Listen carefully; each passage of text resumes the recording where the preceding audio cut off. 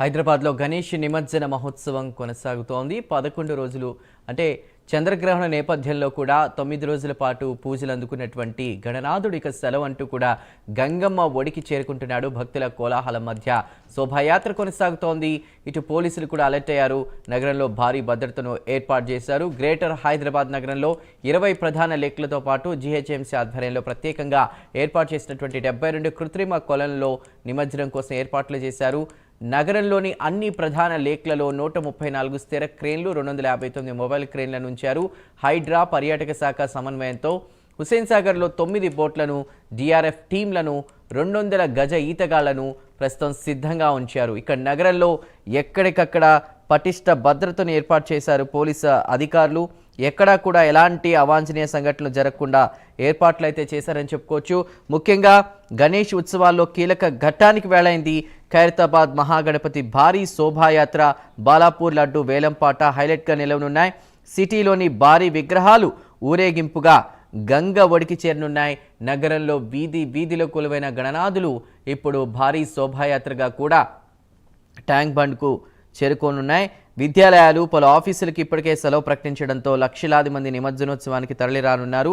దాదాపు 30,000 మంది పోలీసులు బందోబస్తు నిర్వహిస్తున్నారు.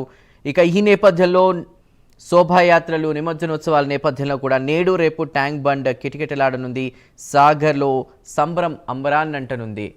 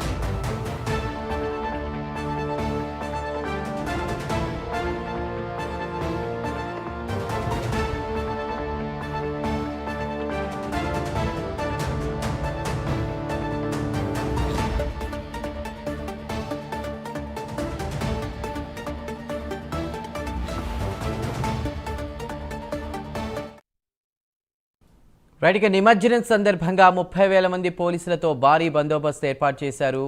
13 కంట్రోల్ రూమ్లలో ఎప్పటికప్పుడు కూడా పరిస్థితిని సమీక్షిస్తూ ఉన్నారు.